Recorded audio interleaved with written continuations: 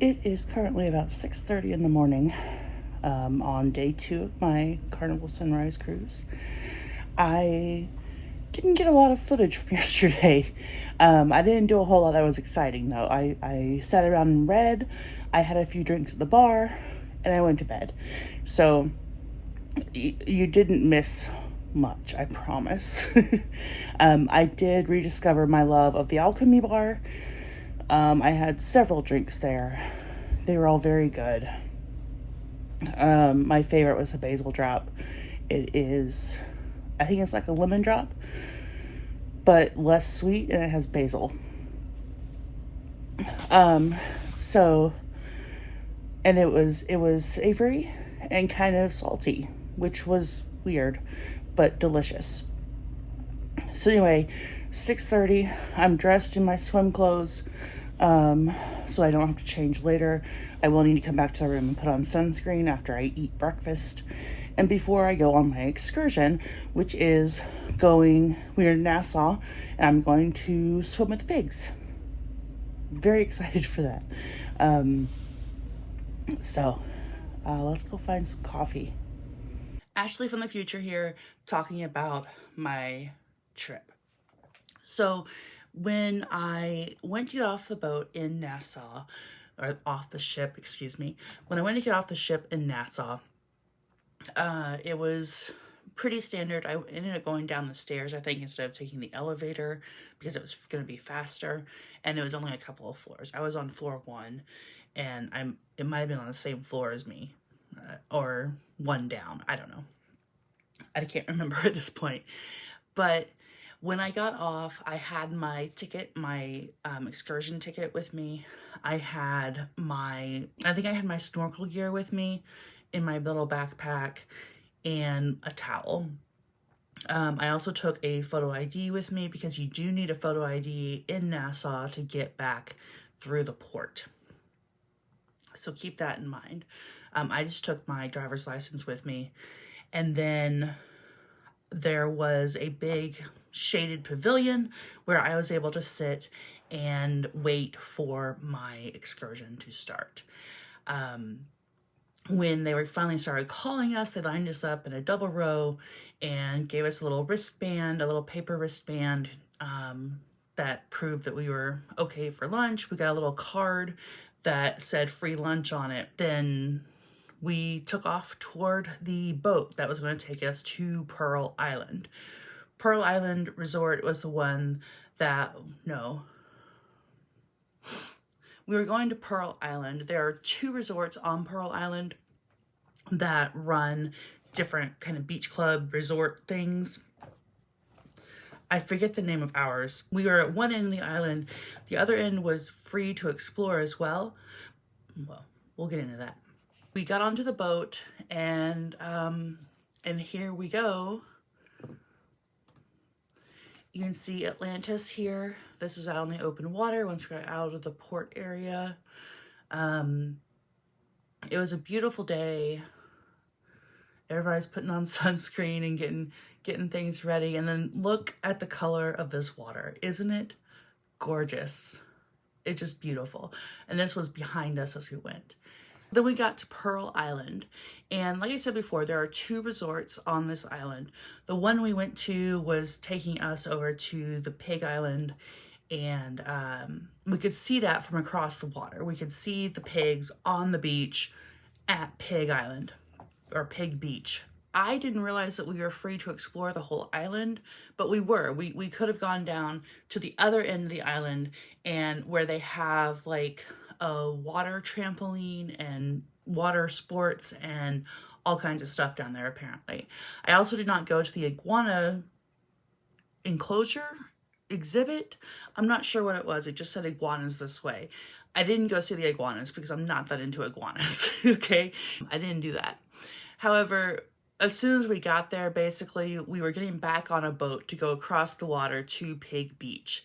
And so here we are at Pig Beach. This is before we get any food or anything. The pigs, there are 4 or 5 pigs just hanging out. This is after the food. There were just 4 or 5 pigs hanging out, waiting, well, just being pigs, just hanging out, eating seaweed and stuff, as you saw. So there were a couple of men who were stationed on Pig Beach. Now, Pig Beach is a separate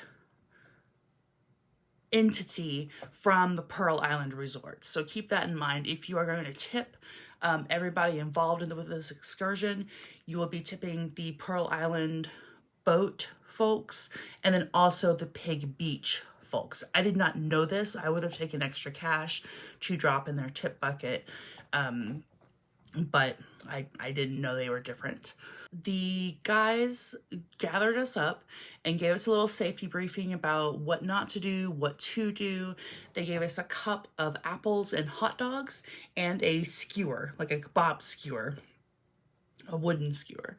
And so we would stab the fruit or the hot dog and hold it out to our sides to feed the pig. And the pigs would come running for that. The guys told us that if we wanted the pigs to swim, we had to actually get in the water where they had to swim. And so we were kind of creeping back. It was funny because when we first got there, like I said, there were 3 or 4 pigs hanging out. They were medium to small pigs. I thought it might be a ripoff. And I was like, is this all the pigs there are? But once we all had our food for the pigs, he called the pigs, and the pigs come running out of the jungle. And they were some big pigs, like hip high on me, and I'm 6'1". So they were some really big pigs. The pigs know the drill. They know that you're going to be holding the food out to your side, and they know how to get the food from you. As long as you don't hold the food in front of you where the pig is running towards you super excited and is going to barrel into you, you'll be okay. Nobody got injured by the pigs on this trip. And we had some kids, and the kids were fine. And the pigs know that if you go, no, then they'll leave you alone. They'll go find somebody else with actual food. To get the pigs in the water, everybody was kind of backing into the water where it was deep enough that the pigs had to swim. And some of those big pigs, they got out there and they were swimming around and getting their water, or not getting their water. They don't drink salt water. They were getting their food and just really happy to be there. And then after the food was gone, everybody was just kind of hanging out. And you can see the pigs and the people here and then we were able to swim. There were some tubes. You could pet the pigs. That was allowed. You can see them just kind of being pigs. That's what they did. They were pigs. This is a little guy. I'm sorry, I mostly got his butt, but it was a really cute one. A little tail. He was just so happy. He was a happy pig.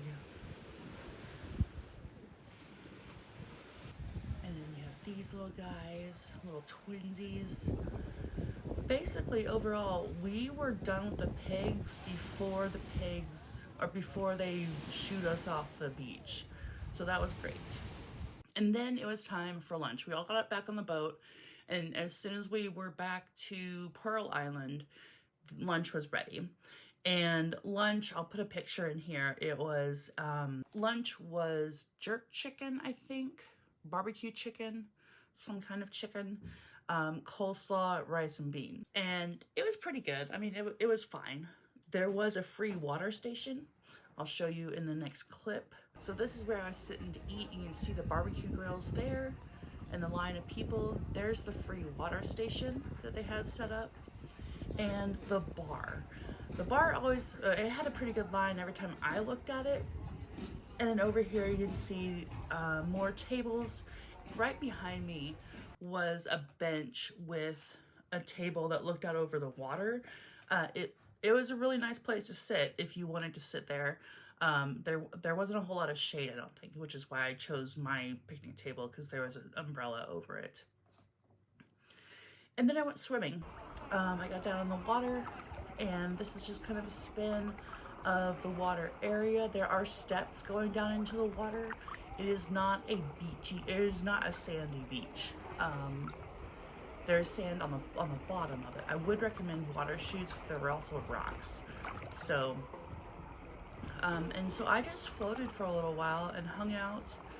There's the bar, and you can see they have buoys out there to keep you in and to keep keep the boats out. And this is just an accidental little bit of footage I got of my phone in the waterproof pouch. It worked great. And you can see the color of the water. It was just beautiful, and me just bopping along there. This is the lifeguard station, looking out over the swim area. So to wrap up that day, we got back on the boat to take us back to the ship, and then had to walk back into port. And going back into the port area, you do need to have your photo ID out and your ship card, your sail and sign card if you're on Carnival, or whatever kind of card you have, your key card. And that will get you back to the ship. They do have transportation available for disabled passengers. So if you do need assistance getting back all the way to the ship from getting into the port, you can get that. So they have little golf carts to take you back to the ship. Otherwise, it is quite a long walk. There are benches along the way. I made use of them because we've discussed before, limited mobility, difficulty walking. And in that evening, I just ate in the dining room. I had chicken cordon bleu, and I think I had the Carnival melting chocolate cake for dessert. So then let's get into the next day.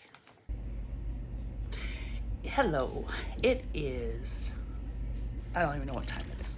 It's about 8:30 on day 3. We are in Princess Cays today, and I'm gonna get off the ship for a little bit and do some snorkeling and see what there is to see underwater. I have my GoPro, so I'm hoping I can get some good footage of that for you to share. And it is a tender port, which means you have to get a ticket for the tender to get off. They started hanging them out about 7:15. I got there about 7:15, so they must have been hanging them out at 7. I got there about 7:15 and told them I wanted to get off around 9 and 9:30, and they gave me the appropriate ticket for that. However, it's 8:30 and they're already at group 20, zone 20, and I'm 22, so I'm going to be getting off earlier than expected, which is fine. I am getting a snorkel vest to help me float while I'm out this morning. But I'm really looking forward to getting into the water and getting into this day. So let's see what there is to see. One thing I wanted to add was I did get a paper last night explaining the whole tender process. So if you're unfamiliar with it, you'll get the information about it, and you can ask pretty much anyone, and they'll help you out. There was a note on there that you can, if you are disabled, you can go to the guest services desk and get assistance with an accessible tender boat.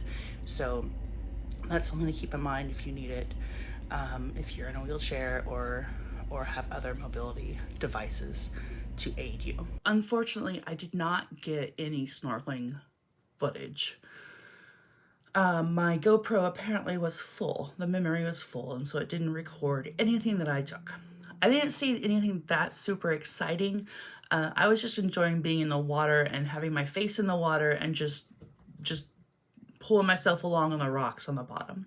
I didn't make it over to the reef area, so there wasn't a lot to see where I was. I did see a few fishes, so you're missing me saying shishy, shishy, shishy, with the snorkel in my mouth underwater. So that's mostly what you missed. There were a few little guys. I did see a turtle as I was getting in the water. It was swimming away from me. It was just a little guy, he's probably maybe 12 inches. But so that was exciting. I'm pretty sure it was a turtle. I didn't have my glasses on. I didn't have my prescription goggles on yet either. So I can't be 100% sure, but I'm 95% sure it was a turtle. That was a cool moment. It was my first time seeing a turtle in the wild. So underwater near the shore-ish. I saw, like I said, a few little fishies. Here you can see, this is my view from my beach chair. The ship out there, the water is just beautiful, the sky is gorgeous. And as we come over here, you can see there's a volleyball net. There's also a basketball court over here, and there was a kid playing basketball. You can see a bar in the distance there, and then that is the direction over that way to get to the tender port.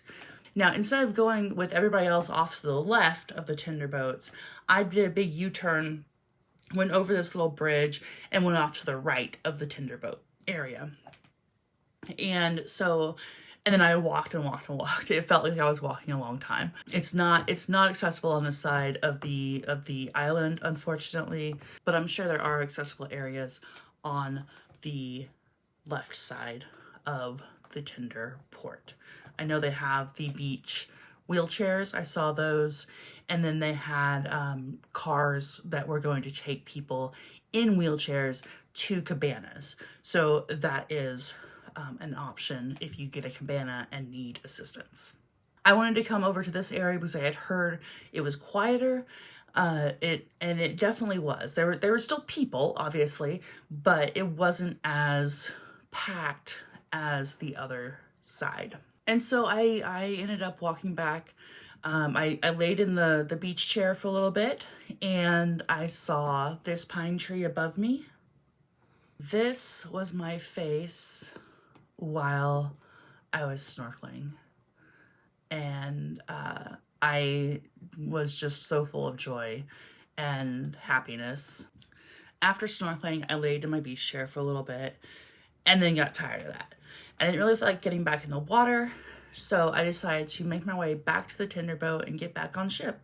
This goes back to my Colonial Williamsburg video about travel expectations and disappointments, and I was thinking about what people say that I should do, what I should be doing, what I should do with my time, and I ditched all the shoulds because that's not what I wanted to do. I wanted to get back on ship and get a shower and get a nap in and have a quiet lunch. And so that's what I did. And it was a really lovely afternoon. Now, as you could hear from that little clip of the menu, it was very loud in Cucina del Capitano, because on the sunrise, the middle of it is open to the Lido deck, the buffet below. And so all that noise comes up and pollutes, I guess you'd say, the restaurant upstairs. And here's the menu. And then here are the secundo and pastas. Now, note with these that you can have one. One is included in the price. And if you want a second one, it'll be $11. Let's talk dinner at the Cucina del Capitano. First, they bring out the bread, which I didn't actually get until after the salad, but they usually bring it out first. It is rolls with some cheese sprinkled on top and garlic, and it was good. It was fine. Nothing that I would want to go back for. For my appetizer, I had the signature arancini, which were basically like rice mozzarella balls, fried. They were really good. I enjoyed those a lot. And then I also had the ensalada de rucola, which was an arugula salad with beets and an Italian vinaigrette and olives, which was not on the menu. I had to eat around those. I don't like olives. So the salad was fine. Again, nothing to write home about. It said it had beets in it, which was a selling point to me, but I thought they would be pickled or cooked beets. Instead, they were just sliced beets on top. Now, I tried to get a half portion of the carbonara, But that's when I found out that if you order a second entree, it's $11. And then, so I went with the pork chop, the braciola di maiale, which is a tomahawk pork chop with fennel, pollen, shallots, and crispy sage. It was really good. It came with a bean stew, and I ordered the fingerling potatoes along with it. The potatoes had a little too much rosemary for my taste, so I didn't finish those, but the pork chop was really excellent. Now for dessert, I had the agrumi torta alla miele e polenta sorbetto de limone, which was a polenta cake with lemon frosting, and then a little pile of lemon cream and a little glass of lemon sorbetto. And it was very good. This was one of my favorite desserts I had while on the ship. So that wraps up days 2 and 3 on the Carnival Sunrise. I will be back for 2 ship days, one where I skipped Grand Turk and one where it was a sea day. So stay tuned for those. Check them out next.